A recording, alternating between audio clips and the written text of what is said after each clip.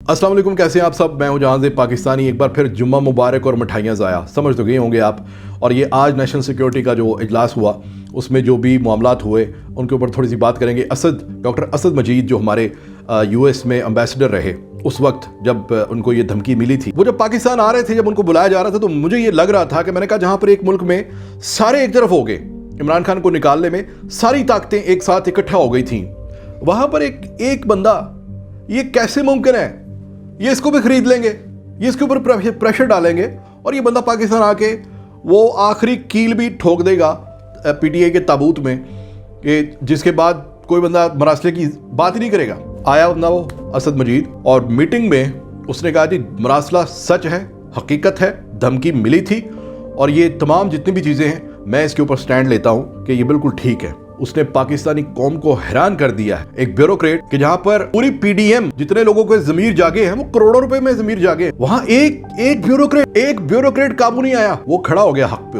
उसने कहा जनाब मैं कह नहीं, मरासला जब है हकीकत तो मैं उसको झूठ कैसे लिख दूं। उसके ऊपर बहुत प्रेशर डाला गया जनाब हुकूमत की तरफ से, बहुत ज्यादा एक कोशिश की गई कि इमरान खान जो है वो उसका जो भी बयानिया था वो कमजोर पड़ जाए, और लोग जो एक उसका जो इमरान खान के एक सपोर्ट में निकले हुए कौम, वो कौम जो है वो उसका साथ देना छोड़ देगी, ये सोचकर कि शायद इमरान खान ने झूठ बोला था। लेकिन आज उसकी तस्दीक हो गई। अब उसके बाद लफ्ज़ साजिश कि जनाब कॉन्स्पिरेसी नहीं थी, वो अभी भी कहते हैं कि साजिश नहीं थी।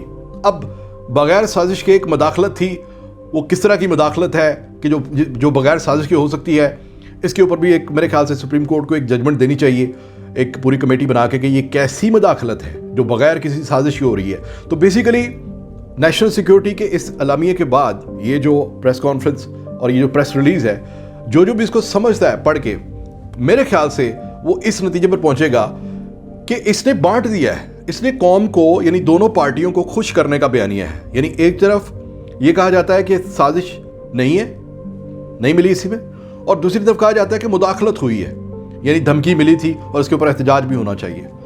तो ये दोनों को खुश कर रहे हैं, या यूं समझ लें कि दोनों बंदे दोनों पार्टीज अपने अपने सपोर्टर्स को खुश करने के लिए उनके पास ये जो प्रेस रिलीज होती है, ये जो इसमें मौजूद मवाद जो है वो काफ़ी है। यानी जियो न्यूज़ लगाएंगे तो पता चलेगा इमरान खान का बयानिया दफना दिया गया, और अगर आप एयर वाई लगाएंगे यानी पीटीआई के सपोर्ट में जो चैनल्स हैं वो लगाएंगे तो पता चलेगा जनाब इमरान खान जो है वो उसका बयान बिल्कुल ठीक था और वो सच्चा साबित हुआ। तो इसमें बाहर कैफ जो कौम के लिए ज़रूरी है जानने की चीज़ वो ये थी कि मुदाखलत हुई थी, धमकी मिली थी, नताइज संगीन के जो इस तरह का जो मरासला था वो बिल्कुल सच्चा था, और उसकी तस्दीक उस वक्त के वहाँ के जो एम्बेसडर हैं जो अमेरिका में थे, डॉक्टर असद मजीद, उन्होंने जनाब वाज़ेह तौर पर आके तमाम तीनों अफवाज के सिपहसालार जो है उनके सामने बैठ के उन्होंने कहा जनाब मैं इसके स्टैंड लेता हूँ कि ये बिल्कुल ठीक है। कायदे आज़म का वो बात याद आ गई, वो कहा करते थे कि ये रीढ़ की हड्डी है,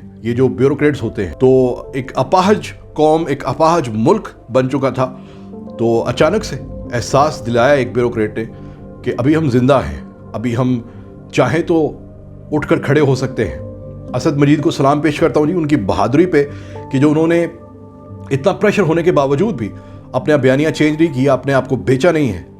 और अब इसके बाद वही बात कि मरीम साहबा का बयान कि ये ख़त तो जनाब इसने खुद लिखा है इमरान खान ने, वो दफनाया गया है। राना सनाउल्लाह साहब जो कहते हैं कि हमारे एम्बेसडर को अमरीकियों की सही तरह से समझ नहीं आई होगी, तो ये राना सनाउल्लाह साहब से मैं कहना चाहूँगा कि राना सनाउल्लाह साहब, आप अमरीकियों से बचपन में क्या बांटे खेलते रहे हैं कि आपको ज़्यादा समझ आती है और वो एक एम्बेसडर है उसको समझ नहीं आई, तो ये भी बयानिया आपका दफनाया गया।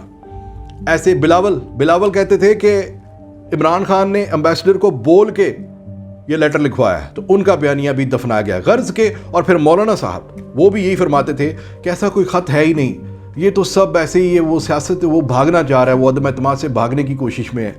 यानी जिसने भी उस मरासले के ऊपर इमरान खान को अंडर एस्टिमेट किया, उसको डिग्रेड किया, उसको झूठा लोगों के सामने बताया, वो उनका बयानिया आज जनाब दफनाया गया है। और इस बात की तौसीक कि लेटर है, धमकी मिली थी, और उसकी तौसीक उस बंदे ने कर दी कि जिसके थ्रू जिससे मुलाकात हुई थी अमरीकियों की।